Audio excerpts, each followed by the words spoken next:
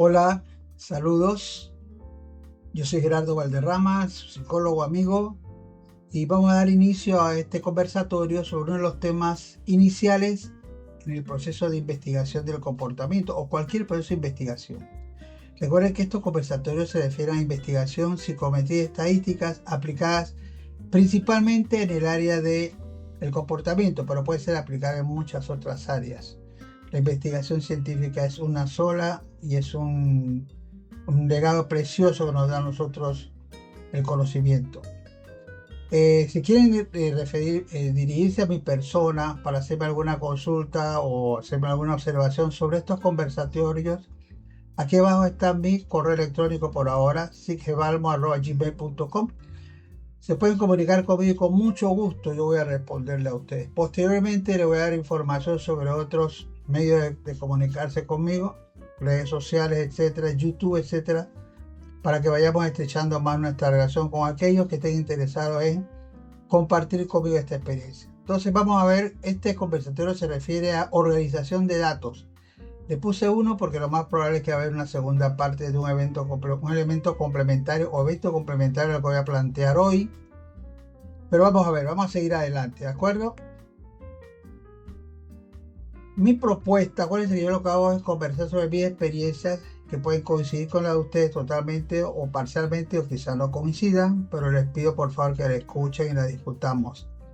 Mi propuesta es que los datos originales, hay una forma de organizarlos de tal manera que tengan validez científica y que nos permitan a nosotros desarrollar nuestras investigaciones y alcanzar nuestros objetivos. Mi propuesta es las tablas estadísticas. Una tabla estadística es diferente que un cuadro estadístico, en mi opinión personal. La tabla es más versátil en lo que se refiere al procedimiento de análisis estadístico. El cuadro es más descriptivo. Así que yo lo voy a llamar tabla estadística. Otros lo llaman cuadro estadístico.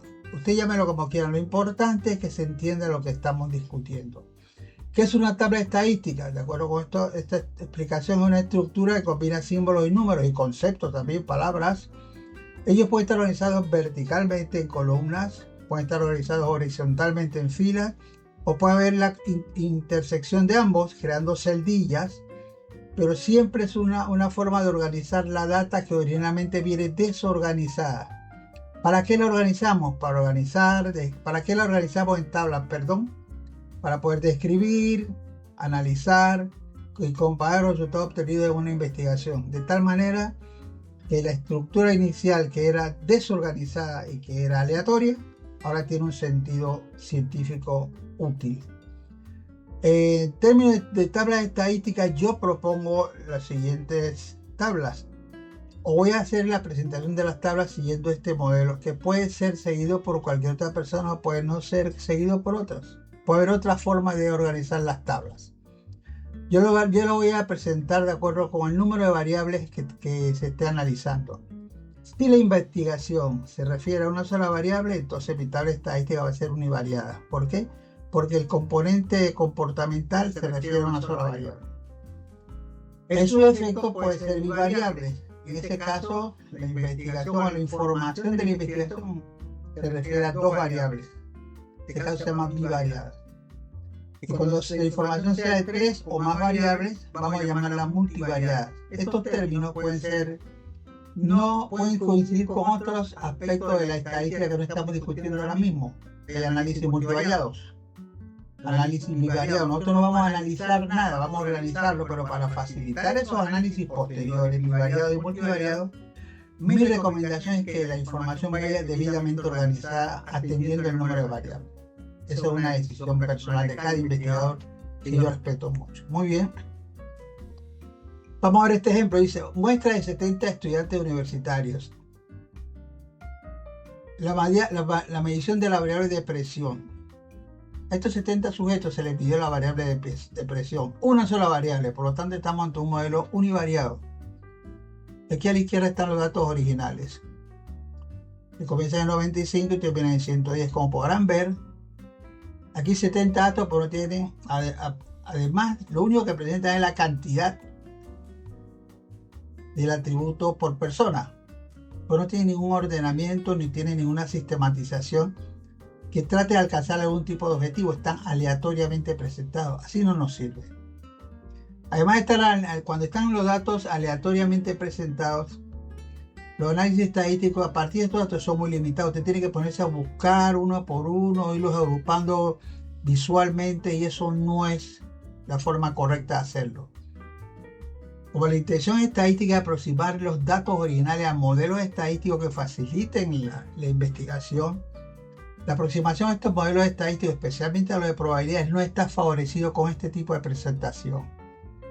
La toma de decisiones relacionadas con la data y su presentación no están científicamente favorecidas. Así que cuando usted tiene los datos originales, que aplicó una prueba y recogió la información, y la tiene y tiene los 70 tests ahí con sus 70 datos, eso no tiene ningún significado científico, aparte de tener la puntuación que cada persona obtuvo.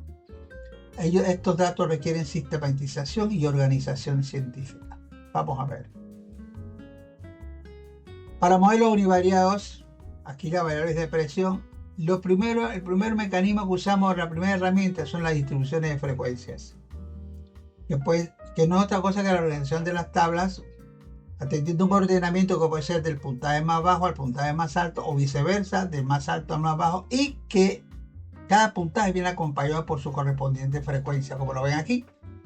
Esta es una distribución de frecuencias simples. El nombre del sujeto fue 70, aquí comienza con el 66, termina con el 122.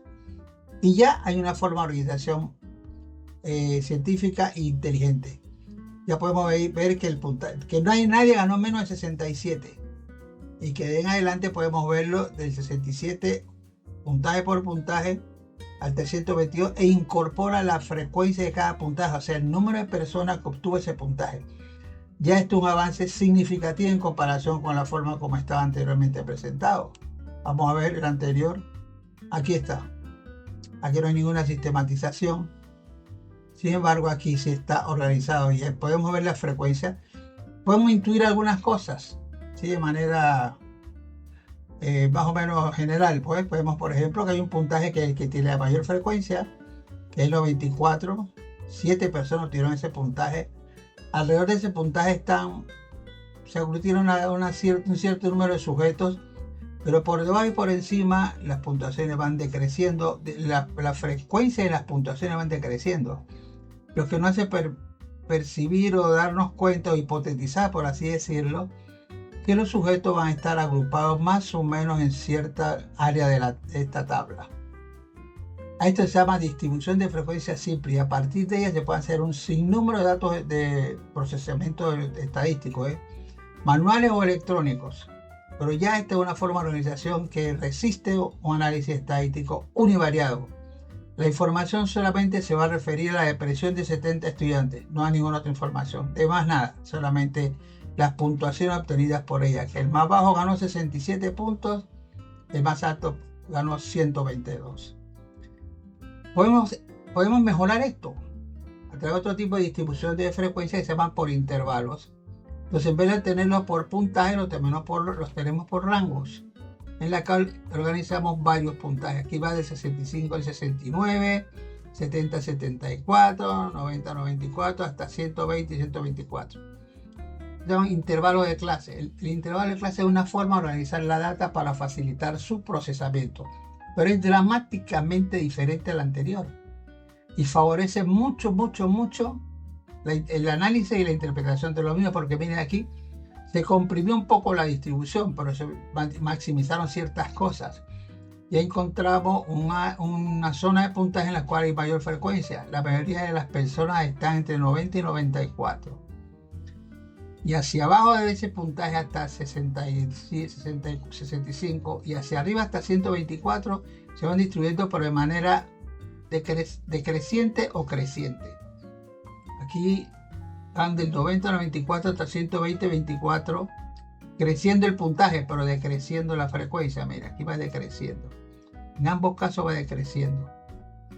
Así que, y además viene acompañado de otra serie de elementos en las tablas que nos van a servir a nosotros para hacer otros cálculos posteriores. Esta tabla es una tabla desarrollada para hacer otros cálculos relacionados con la depresión de estos 70 estudiantes, pero que no se pueden hacer de esta manera con la tabla original. Esto se llama tabla de distribución de frecuencias por intervalos, Ahora muestra 70 sujetos en los cuales estamos dando información sobre una variable que se llama la depresión. Este es un modelo univariado de organización de datos. Aquí, ahondando en la situación, aquí tenemos la misma tabla. Esta es la misma tabla, solamente utilizamos los límites superiores. Eso algunos de ustedes lo saben, muchos de ustedes lo saben a qué me refiero, y los que no lo van a ir aprendiendo poco a poco en sus cursos de estadística. Y aquí está la frecuencia, pues. Y a partir de esta tabla, solo con esta organización ya podemos crear lo que se llama un gráfico, por ejemplo. Y los gráficos son tremendas herramientas para describir situaciones. Miren con qué facilidad se observa aquí lo que estamos viendo. Se ve muy bien que aquí hay un puntaje que tiene la mayor frecuencia. Acá también se veía, pero la forma gráfica de verlo es mucho más interesante. Esta exposición que estoy haciendo no se refiere a gráficos. Los gráficos los vamos a ver posteriormente en otra presentación. Pero a partir de la organización de datos, podemos hacer muchas otras cosas. Podemos crear tablas, podemos crear gráficos, podemos calcular medidas importantes, descriptivas y de cálculos de comparación inferenciales que serán muy importantes en las estadísticas más avanzadas que van a ver ustedes, o que a lo mejor podamos discutir aquí, como la media aritmética, la desviación estándar, la moda, la mediana, la varianza, la desviación estándar. Y a partir de esa información descriptiva, un poco más profunda, hacer análisis muy hermoso de las variables que analicemos, de las variables que estamos analizando, porque esto es un univariado. Pero mire todo lo que sucede cuando usted organiza los datos. No lo olvide. Es un paso crucial que usted tiene que hacer. No importa que haya inteligencia artificial, porque la inteligencia artificial lo hace. Solo que a veces uno no se da cuenta cómo lo hace, porque lo hace a grandes velocidades, lo hace con una programación especial que los que nos da el resultado. Pero ya para alcanzar esto, tuvo que haber organizado los datos. Lo hace internamente con procesamiento electrónico rápido, muy preciso. Pero la diferencia es que nosotros esto lo hacemos viendo la información y trabajándola, y la inteligencia artificial lo hace de una manera electrónica y muy moderna. Mucho cuidado con eso. Yo les recomiendo que estudien inteligencia artificial, pero ténganla siempre como una herramienta. Así como tiene su pluma para escribir. La pluma no escribe sola, escribe cuando usted la usa. Así debe ser la inteligencia artificial. Muy bien, hay muchos programas estadísticos, que nos ayudan a procesar esto a una velocidad fantástica y que son muy educativos. Usted puede ir viendo, ir haciendo y viendo las cosas, porque es muy importante que sepa lo que hace. Y el resultado, si usted no encuentra el resultado es correcto, pero no sabe cómo llegó allí, su competencia es cuestionable. Podemos seguir datos univariados, forma de organización de ellos. Aquí ahora son datos bivariados, o sea, cuando la investigación está refiriéndose a dos variables. En este caso estamos viendo la variable habilidad verbal y la habilidad numérica. Son dos variables del comportamiento de los sujetos. Aquí tenemos, en este caso, en este ejemplo, tenemos 10 sujetos. Pero podrían haber sido 20, 100, 200, etc. Hicimos 10 sujetos porque es mucho más fácil y más sencillo para mí conversar con ustedes con 10 sujetos que con 20 o 200. Aquí están la habilidad general y la habilidad verbal, están identificadas por letras. La X significa puntaje de habilidad general y la Y significa puntaje de habilidad verbal. Aquí está para cada sujeto qué puntaje tuvo. El primero tuvo 10 en uno y 10 en el otro, el décimo tuvo 47 en uno, 49 en el otro. Pero nos lo está dando individual, no nos lo está dando asociados, porque la información viene individual. Quiere decir que estos datos bivariados se refieren a que hay dos variables, pero no estamos hablando de la relación entre dos variables aún, solamente que hay dos variables. Y a partir de este tipo de organización de datos, esta es una tabla bivariada, se puede hacer muchas cosas. Como pueden ver ustedes aquí, podemos sacar los totales para habilidad general, podemos calcular la media aritmética, que es un puntaje más representativo, la desviación estándar, que es el promedio de esos puntajes alrededor de la media aritmética, la varianza, que es un promedio de la variabilidad alrededor de la media aritmética, y muchos otros. Lo hacemos para habilidad general y también lo hacemos para habilidad verbal. Y además, a partir de este momento en el que estamos hablando de dos variables, se incorporan procesamientos de datos estadísticamente diferentes y más avanzados, un poquito más complejos. Vamos a hablar de lo que se llaman las correlaciones. La correlación es una herramienta que no vamos a estudiar ahorita, solamente lo voy a mencionar porque está aquí, que permite establecer si entre habilidad general y habilidad verbal de cada uno de los sujetos hay una relación. No relación de causa y efecto, sino relación entre ellas, si el comportamiento de uno está asociado con el comportamiento del otro. No estamos hablando de relación de causa y efecto, no. Sino cómo se comporta uno cuando la otra se comporta de la otra manera. Se llama coeficiente de correlación y es un estadístico importantísimo para los psicólogos y cientistas sociales, que estudiamos el comportamiento y por lo general estudiamos el comportamiento de un número plural de variables. La correlación es muy importante. Pero mira, a partir de esta organización de la tabla, podemos generar gráficos que nos permiten comparar el comportamiento de cada una de las variables independientes. Miren que no estamos diciendo que esta está asociada con la otra, no, miren, las barras están separadas, es como un indicador de la independencia de las mismas, perdón. Así que a partir de esta organización podemos mejorar mucho la información creando un gráfico de barras. Y a partir del procesamiento electrónico de datos, tratando de buscar, por ejemplo, la correlación, podemos generar otro tipo de gráficos que nos van a indicar, por ejemplo, en este caso, el tipo de relación. Esta es una relación muy alta, o sea que el comportamiento de X, vamos a comparar el comportamiento de Y de tal manera. O sea, alto en uno, alto en el otro, alto en uno, alto en el otro, y así sucesivamente. Y generan esto que se llama diagrama de dispersión, que después estudiaremos o conversaremos más adelante. Pero para mí lo importante es que tenga claro que la organización de datos favorece el desarrollo de procesamientos estadísticos más avanzados, más complejos, más ricos, más profundos. Este es para modelos bivariados. Aquí es un resumen de los modelos estadísticos aplicados en modelos bivariados, como la correlación, la regresión simple, el error estándar de estimación, el estadístico T y su variante para dos variables. Además, las herramientas descriptivas como tablas y gráficos. Esto es un resumen de cuáles son los estadísticos que se usan con cierta frecuencia en modelos bivariados. Hay muchos otros y mucho más avanzados, pero con esto tenemos la idea clara de que a partir de organizar los datos en esas tablas y lograr el análisis de los mismos, podemos aplicar muchas otras herramientas estadísticas para ayudarnos a nosotros en los análisis adecuados y científicos. Sigamos. ¿Qué pasa cuando son más variables? 3, 4, 5, ellos se llaman multivariados. Multivariados porque el modelo tiene 3 variables, no porque estamos hablando de que uno impacta al otro de tal manera o se asocia con esto o lo afecta de tal manera. No, estamos hablando de que el modelo tiene 3 variables. Los modelos multivariados permiten explorar relaciones más complejas entre varias variables simultáneamente, lo que es crucial en estudios donde múltiples factores influyen en los resultados. Esto lo saqué de ChatGPT. Me gustó esa definición, muy sencilla, muy clara, pero nos ayuda mucho y nos orienta mucho, perdón. La repito, los modelos multivariados, o sea que tienen más de 2 variables, permiten explorar relaciones más complejas entre varias variables simultáneamente, lo que es crucial en estudios donde múltiples factores influyen en los resultados. Usted tiene 2 o 3, acostúmbrese a una cosa, porque tiene una sola variable se referirá a ella, solamente a ella.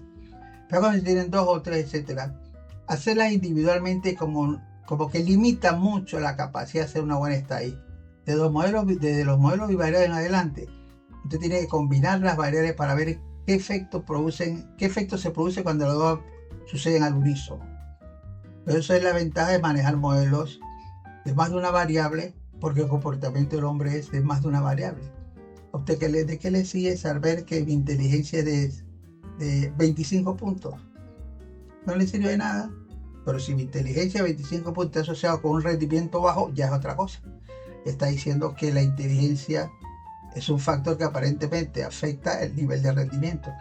Cuando dice que soy de inteligencia baja, tengo inteligencia baja y que además pertenezco a una cierta clase social, ya está relacionando 3 variables: la inteligencia, el rendimiento y la clase social, y así sucesivamente se va enriqueciendo el modelo por simple hecho de tener más de una variable en análisis. Y el comportamiento es la combinación de muchas variables. Una sola variable Solamente nos permite describirla, pero no permite hacer más nada. Los modelos multivariados permiten explorar relaciones más complejas entre varias variables simultáneamente, lo que es crucial en estudios donde múltiples factores incluyen los resultados, lo habíamos dicho. Algunos tipos de análisis multivariados que van a ver ustedes en el futuro, basado en esta información que está aquí resumida en este cuadro, en esta tabla. En esta tabla están los datos X, Y, Z, habilidad numérica, habilidad general, y además todos los puntajes para cada uno de los sujetos, y después usted hace lo que necesite hacer con ellos. Puede analizarlos individualmente o pueden irlos agrupando de 2 en 2 o de 3 en 3 o X con Z, Y con Z, etcétera, porque los modelos multivariados favorecen eso. Estos son los principales tipos de análisis multivariados. Hay muchos otros. Estos son más o menos los que yo conozco y los que he trabajado. Regresión lineal múltiple, análisis de la varianza, análisis de covarianza, análisis factorial y otros. No asustarse tanto, porque para hacer este tipo de análisis avanzados tenemos las herramientas tecnológicas, tenemos la computadora y programas especializados para ello, que nos van a ayudar a nosotros a ser más científicos, mejores científicos, nos van a ayudar a hacer las cosas con más propiedad, siempre considerando que las computadoras y los programas están a nuestro servicio, y como somos nosotros los que las alimentamos, ellas responden a nuestras necesidades, no al revés. Continuamos. Aquí otro ejemplo de tabla de dos variables, se llama tabla de contingencia. Este es un caso muy particular, porque este caso se utiliza con mucha frecuencia en investigaciones sociales y educativas, en el cual se combinan dos variables, solo que se utiliza únicamente en medidas que son no son de intervalos, sino son medidas aquí de categóricas. Aquí están las dos categorías de hombres con las dos categorías de asistir o no asistir a la iglesia, y la frecuencia de los sujetos. ¿Cuántos hombres asistieron? ¿Cuántas mujeres asistieron? ¿Cuántos hombres no asistieron? ¿Cuántas mujeres no asistieron? Esto se llama tabla de contingencia o tabulación cruzada, que se puede hacer con dos variables, o se puede hacer con más de dos variables, dos categorías para una variable, tres categorías para la otra, dos categorías para una variable, cuatro categorías para la otra, pero el modelo se llama modelo de tabulación cruzada y es para manejar variables discretas. No pueden asumir valores fraccionales, estas son enteros, número de sujetos, pero son importantísimas para los investigadores del comportamiento, especialmente los que dedican a la investigación social y educativa. Hacen mucha investigación con este tipo de cruces. También los clínicos. Todo investigador en el comportamiento lo hace, y en las ciencias sociales lo hace, y en la ciencia educativa. Pero es muy importante que tenga claro que esta es una herramienta muy importante a su servicio. Y el estadístico que se aplica con estas tablas se llama chi cuadrado de Pearson. Es el estadístico más utilizado para verificar si hay asociación significativa entre las variables de la tabla. Así es que no lo olviden, tabla de contingencia para dos variables en varias categorías cada una de ellas, y cuando la variable es discreta, o sea que no puede subir valores fraccionales. Busquen y van a encontrar una enorme cantidad de investigación hecha de esta manera, cruzando variables que no pueden asumir valores fraccionales. Si asumen valores enteros, aquí frecuencias. Muy bien. Ok, entonces este es un conversatorio en el cual le traté de presentarle a ustedes la importancia de organizarlo. Lo que debe salir de este conversatorio es que usted recibe la información bruta, o sea, original, sin organización. Pero usted, su responsabilidad como psicólogo o investigador es analizarla para alcanzar cierto objetivo y responder a ciertas preguntas. Bueno, un primer paso para el análisis estadístico es organizar la data. No lo olvide. Si aprende a organizar la data, está adelantando muchos pasos favorables en el procesamiento de la data. Entonces, a partir de esa organización de datos, usted puede utilizar muchas herramientas de las estadísticas, no solamente para procesar, sino para hacer los mismos análisis. Entonces les recomiendo que hagan esto, que organicen sus datos en un primer momento. Y la organización de los datos debe estar presente en la propuesta de investigación. ¿Cómo lo van a organizar? sí por tabla, sí por cuadro, sí por gráfico, este gráfico, tal gráfico, etcétera, para que las personas interesadas en la investigación sepan y tengan seguimiento de cómo es el proceso de investigación. Muy bien, cualquier comentario me lo pueden hacer a sigebalmo@gmail.com. Esta conversación va a tener una segunda parte, en la cual voy a referirme de manera resumida a las gráficas, porque siempre las tablas generan gráficas. Entonces, siempre es bueno tenerlo presente. Hay muchos investigadores que presentan las tablas y las gráficas. Otros nada más presentan las tablas, otros nada más presentan las gráficas, pero una está apoyada en la otra, no lo olviden. Hasta luego. Hasta luego.